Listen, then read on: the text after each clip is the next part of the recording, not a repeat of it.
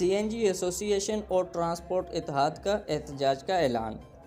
CNG association और transport इत्तेहाद ने gas बंदिश के खिलाफ बुध को एहतजाज का ऐलान कर दिया।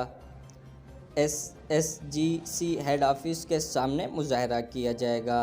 सीएनजी बंदिश के खिलाफ कराची ट्रांसपोर्ट इत्तेहाद और सीएनजी एसोसिएशन बुध 15 जनवरी को एहतजाज का ऐलान कर दिया। सिविक सेंटर के करीब सुई सुदरन गैस कंपनी के हेड ऑफिस पर मुजाहरा किया जाएगा।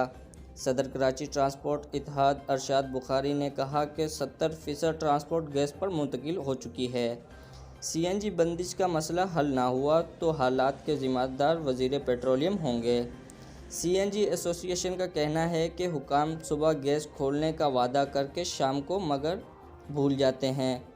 वाज़ेह रहे कि कराची समेत सिंध भर में सर्दी के आगाज़ के साथ ही गैस प्रेशर में कमी के बायस कई दिन से सीएनजी स्टेशंस बंद कर दिए जाते हैं, जबकि घरों को भी गैस की लोड शेडिंग का सामना है, जिसके बाद शहरियों को शदीद मुश्किलात पेश आ रही हैं।